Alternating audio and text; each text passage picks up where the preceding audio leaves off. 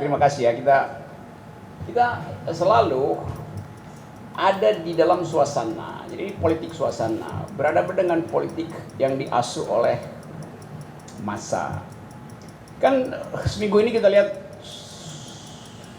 kumpulan kepala, bukan isi kepala ya, kumpulan kepala yang bergerombol untuk mengucapkan kebulatan tekad.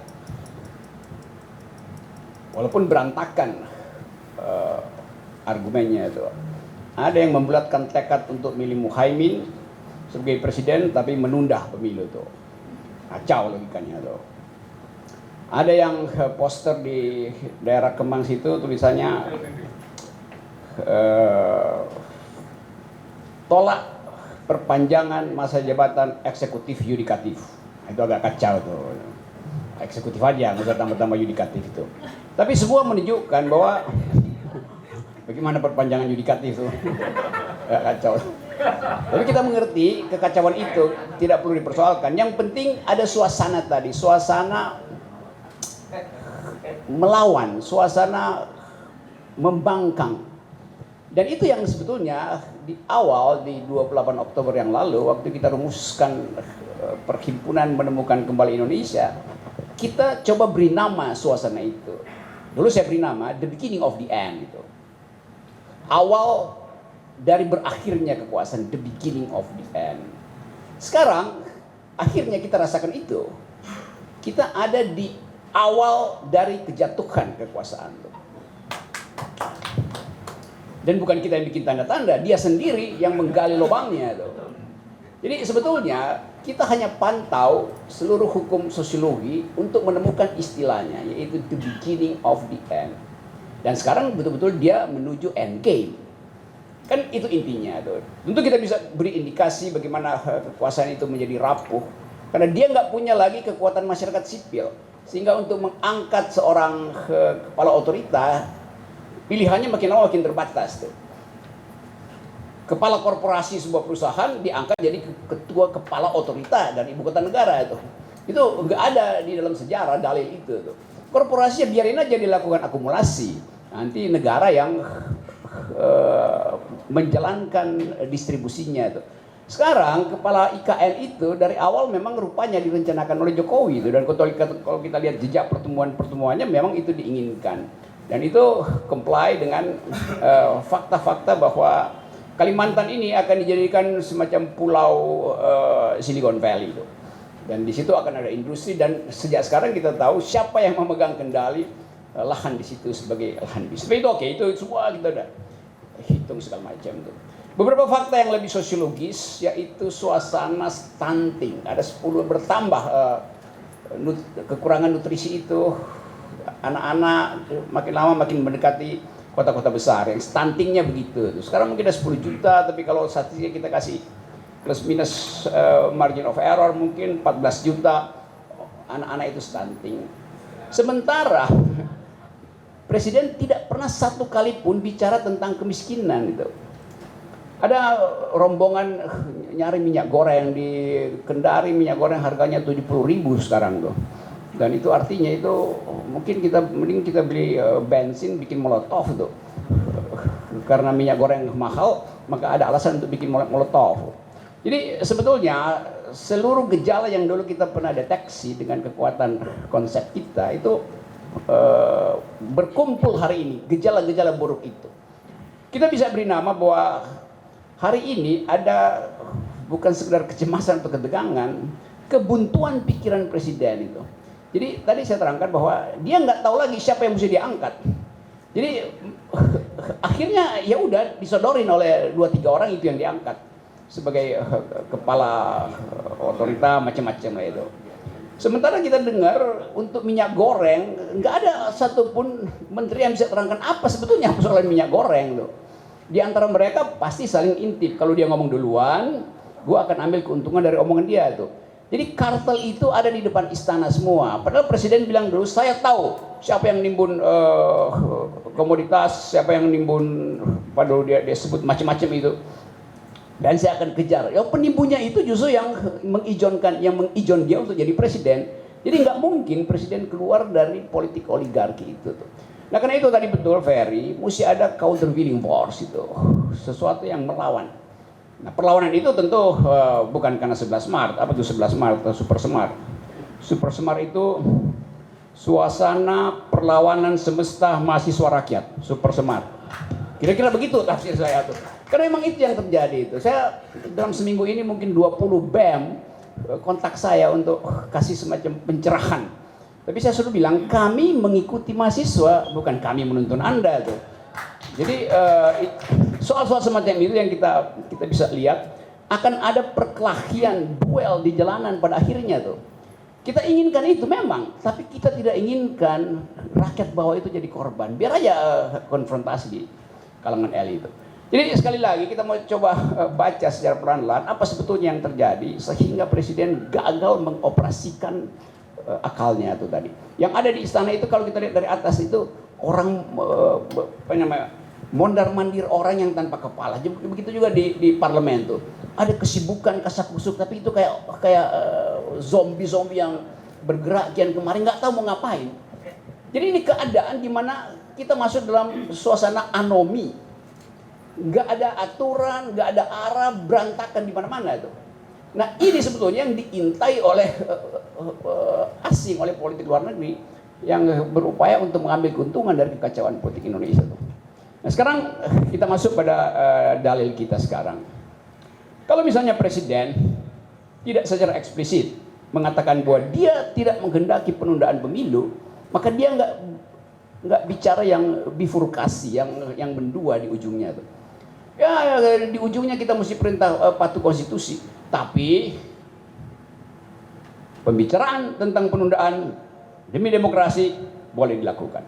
Loh pembicaraan itu dilarang undang-undang.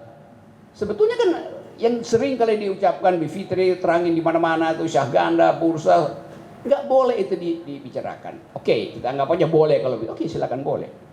Kalau begitu kita boleh bicara tentang penggulingan kekuasaan, kan wacana aja tuh. Supaya fair. Munarman boleh bicara tentang khilafah tuh, biasa aja kan. Demi demokrasi tuh. Jadi sekali lagi konsistensi di dalam cara kita menjaga demokrasi dibatalkan justru oleh kekacauan pikiran presiden itu. Kekacauan pikirannya aja yang membatalkan demokrasi. Jadi belum ada gerakan anti demokrasi, udah berhenti demokrasi karena kekacauan pikiran presiden. Itu intinya. Kita hanya bisa terangkan itu secara konseptual. Misalnya beberapa partai, ada partai anak-anak kecil itu yang bilang bahwa apa namanya? Ya kita menolak penundaan pemilu tapi kita mendukung presiden 3 periode. Kan itu kan iya itu cuma bisa datang dari otak yang diasuh di gorong-gorong. Karena terbalik-balik logiknya itu. Ya boleh nggak kita minta presiden seumur hidup boleh, tetapi bukan buat sekarang, buat yang akan datang itu. Kan begitu mestinya kan, etikanya begitu. Kalau saya punya kuasa, saya boleh minta sesuatu, bukan yang menguntungkan saya, tapi menguntungkan yang akan datang. Itu prinsipnya. Demikian sebaliknya, saya nggak boleh mengikat pemimpin yang akan datang dengan keputusan hari ini itu. Kan begitu logik dari demokrasi itu. Jadi sekali lagi, kekacauan logis ini di kepala presiden menyebabkan kita berantakan. Dan pasti akan ada susulan di luar negeri, pasti sedang dipersiapkan deklarasi-deklarasi yang sama. Mobilisasi dan kebulatan tekad. Nah, sekarang coba kita pikirkan satu argumen, sebenarnya bukan argumen, satu upaya untuk menguji bahwa kekuasaan hari ini kalau disebut di ujung tanduk, saya kira bukan lagi di ujung tanduk dia betul-betul udah menggantung di apa namanya itu spike-nya itu, bagian yang runcing itu. Jasnya presiden udah ada di spike-nya, digantung di ujung tanduk yang paling runcing itu. Ntar lagi jatuh. Dan itu sunatullah kalau pakai istilah syarikat Islam itu. Ini kita mesti tanya, Ferry syarikat Islam kiri apa yang kanan? Karena merah atau hijau. Karena asas-asas keadilan sosial pertama kali justru didederkan secara argumentatif oleh syarikat Islam itu. Iya tuh, tapi ada dadanya tuh merah tuh. Jadi sekali lagi kita hanya mau jelaskan bahwa nanti kita percakapkan kekuasaan itu harus dibatasi. Oleh karena itu termnya 5 tahun. Kan itu intinya tuh kenapa kita membatasi kekuasaan, karena ada peristiwa Orde Baru. Karena konstitusi kita bilang bahwa sebelum di renovasi atau direvisi, presiden dipilih selama 5 tahun dan boleh dipilih kembali. Kan begitu kan bunyinya kan? Yang kemudian kita revisi itu. Dan dapat dipilih kembali itu. Jadi justru itu yang kita batalkan. Jadi kalau ada orang sekarang minta kita kembali ke Undang-Undang Dasar 45, ya itu artinya bikin presiden seumur hidup lagi itu. Jadi banyak sebetulnya tema yang bisa kita tunda dulu demi membahas isu atau konsep perpanjangan kekuasaan. Saya ringkas begini nih. Demi demokrasi, kekuasaan tidak boleh diperpanjang. Tapi demi demokrasi, kekuasaan boleh dipersingkat. Ya itu dalilnya memang. Kan yang nggak boleh adalah membuat kekuasaan itu berlanjut dan eksesif, bahkan obsesif. Sebaliknya, harus dipastikan bahwa semakin cepat terjadinya pergantian elit, kompetisi elit itu, sirkulasi elit, semakin bagus kekuasaan. Jadi yang irasional dan bertentangan dengan political philosophy adalah memperpanjang kekuasaan, memperpendek, justru itu yang dimaksudkan oleh demokrasi. Kan di dalam konstitusi tidak disebut hanya disebut maksimal 2 kali periode, tidak disebut minimal 1 periode. Jadi yang minimal bisa dibikin setengah periode atau 1,5 periode. Jadi kita mau supaya betul-betul di publik itu dicerdaskan bahwa kekuasaan tidak boleh diperpanjang, diperpendek pasti boleh. Karena dari awal kekuasaan itu nggak boleh mengambil kesempatan untuk membuat dia makin lama makin besar. Jadi mengendalikan kekuasaan, tugas oposisi sama dengan memperpendek kekuasaan. Itu intinya. Apalagi dalam keadaan kekuasaan itu betul-betul rapuh hari-hari ini. Nah itu sebetulnya yang ingin kita sampaikan sambil mengkritik Muhaimin yang ini kan partai komorbid kan. Karena ada apa namanya? Ya komorbidnya itu kardus. Durenya itu komorbid. Demikian juga partai Airlangga komorbidnya macam-macam. Ada komorbid publik, ada komorbid privat, kan begituan tuh. Jadi sekali lagi ini partai-partai komorbid ini dia buntu untuk berpikir karena dia sibuk sendiri dengan komorbidnya tuh. Nah itu yang mau kita terangkan bahwa percakapan publik berhenti padahal sebetulnya di bawah itu ada gejolak besar yang melihat bahwa Indonesia akhirnya akan jatuh di dalam ya kan sayang Indonesia kalau jatuh karena diserbu Cina ya oke, nggak ada soal, memang kita pertahanan kita rapuh tuh. Indonesia bisa jatuh kalau ditipu oleh Australia, bisa jatuh, kita terima. Tapi kalau jatuh karena kedunguan presiden kan bahaya kan. Masa kita jatuh karena kedunguan pemerintah, kedunguan presiden ya sebagai pengambil keputusan, bukan kedunguan Jokowi. Saya selalu bedakan itu. Jadi sekali lagi, untung ada, akhirnya kita mesti sebut untung ada Surya Paloh, ada Megawati, ada Prabowo yang masih separuh untung karena belum jelas posisinya tuh. Ya. Loh, kita tunggu hasil pertemuan dengan MBS. Kan itu intinya ya, kalau PKS sama Demokrat memang di luar dari awal itu. Jadi saya balik lagi tadi, kita mau fokus bahwa hak untuk memperpendek kekuasaan itu adalah prinsip demokrasi dan bahkan itu konstitusional. Kalau saya terangkan sejarahnya, istilah konstitusi itu pertama kali diterbitkan oleh orang yang namanya François Hotman di dalam buku Francogallia di Italia kira-kira tahun 1500-1600. Konstitusi artinya hak untuk membunuh raja bahkan. Jadi bukan memperpanjang kekuasaan, justru untuk menghentikan kekuasaan. Konstitusi adalah hak rakyat untuk menghentikan kekuasaan. Itu dalilnya. Yang beginian nggak dipahami oleh partai-partai yang isinya yang kepalanya besar tapi isinya nggak ada itu. Jadi sekali lagi kita mau ajarin demokrasi, karena kita mesti bilang ya cuman kita yang mampu mengajarkan demokrasi. Kan memang buta huruf demokrasi kan semua kan. Jadi soal-soal semacam itu, bahkan kalau kita bisa lanjutkan, mereka yang mengusulkan perpanjangan itu artinya menggerogoti konstitusi, itu artinya mereka makar.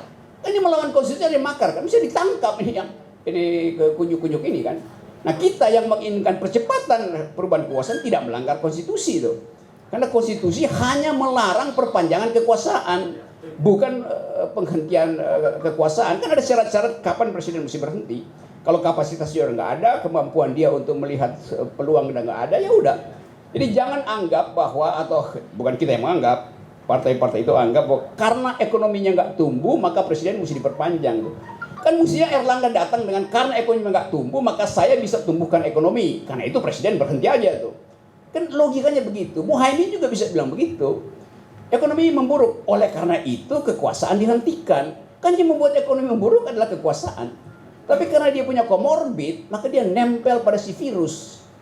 Bukan COVID virusnya, tapi stupid gitu. Jadi sekali lagi, nanti kita diskusi lebih panjang. Tapi suasana ini yang saya mau bawa menjadi percakapan publik.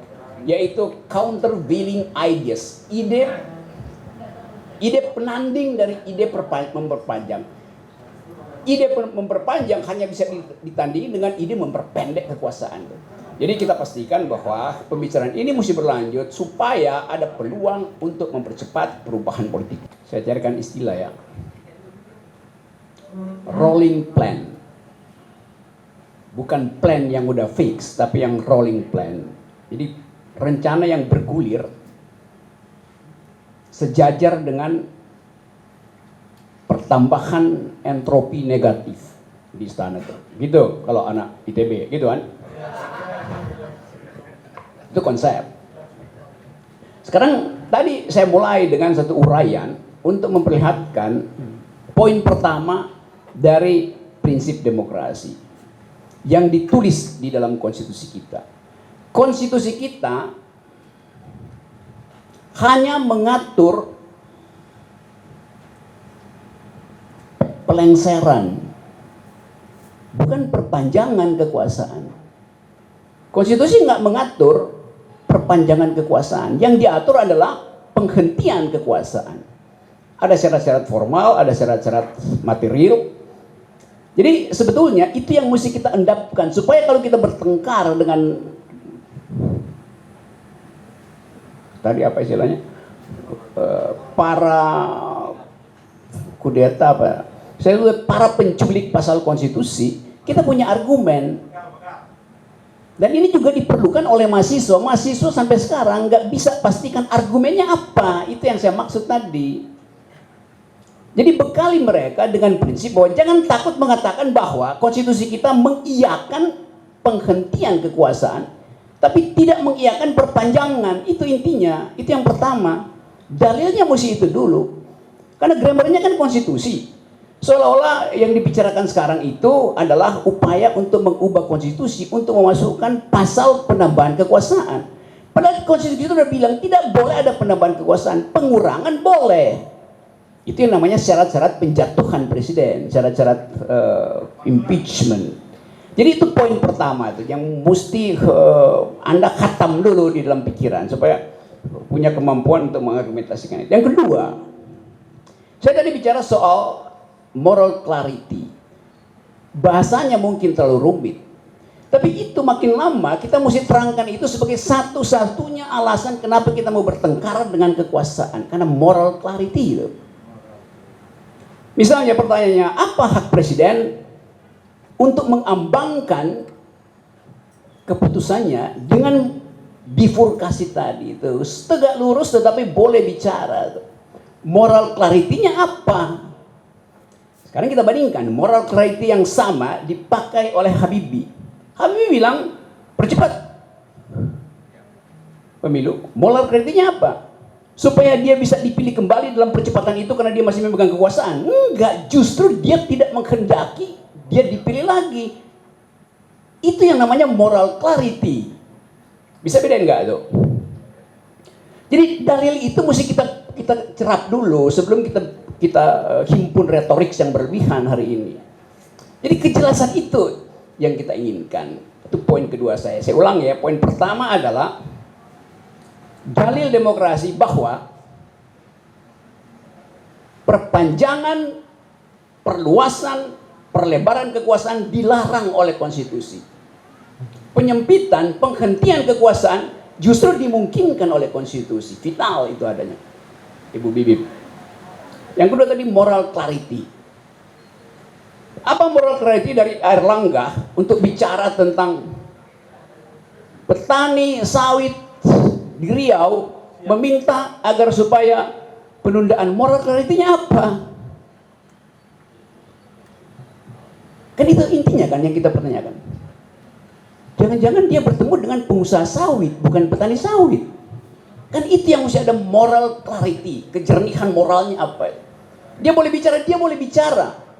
Kalau dia mewakili kepentingan petani, bukan kepentingan pengusaha sawit. Dia boleh bicara begitu kalau dia tidak punya saham di dalam perusahaan sawit, dia punya. Itu namanya moral clarity itu. Dua hal itu. Kita bisa teruskan. Apa moral clarity dari Caimin untuk minta penundaan pemilu? Bisa kalau dia nggak menyimpan komorbid di kardus durengnya itu. Itu moral clarity itu. Demikian juga juru bicara presiden termasuk Mahfud MD. Apa moral clarity-nya untuk menerangkan bahwa nggak ada persoalan dengan Wadas? Jadi kita mau ada poin tadi adalah prinsip demokrasi, dua moral clarity. Yang ketiga, sebagai orang yang malang melintang dalam politik, kita punya intuisi yang kadangkala tidak diperlukan survei. Pertama adalah dari gejala-gejala sosiologi kita tahu ada ranting kering di tataran bawah, ranting kering. Mak segala macam ada di demo di depan kedutaan, ada di DPR. Ada the power of the powerless, masyarakat Papua yang gak ada di media massa kemarin, demo macam-macam. Itu semua kita sebut sebagai keadaan sosiologi. Ada ranting kering. Ranting kering itu ada di dalam masyarakat bawah. Di dalam elit sendiri ada puntung berasap. Karena elit makin lama semakin gak percaya di antara mereka tuh. Kalau rapat kabinet, nggak ada orang yang bicara jujur. Karena dia nggak tahu siapa lawan, siapa kawan di situ. Saling mengintai. Itu artinya ada puntung berasap. Sekarang saya hubungkan teori itu. Bagaimana kalau satu peristiwa kecil, puntung berasap itu jatuh di ranting kering? Kapan itu? 2 hari ke besok mungkin bisa tuh. Satu Alfamart dibakar di Sukabumi, jadi tuh ranting kering tuh. Satu pom bensin dibakar di Makassar, jadi tuh ranting kering. Karena udah ada puntung berasap. Yang ingin kita hindari adalah jangan sampai puntung berasap itu membakar bangsa ini. Kalau dia cuma membakar istana, nggak ada soal. Jadi itu logika berpikirnya, teman-teman. Jadi dari sekarang kita ingin pastikan bahwa kalau kita bikin pertemuan, kita mulai dengan menghitung dalil pertama tadi itu dipahami nggak oleh rakyat. Moral clarity dipahami nggak oleh dosen-dosen akademisi itu? Karena kita tetap ingin agar bangsa dituntun secara konseptual. Dan yang ketiga adalah momen ketika ranting kering itu bertemu dengan puntung berasap. Momen itu harus kita ubah jadi monumen. Itu poinnya. Terima kasih.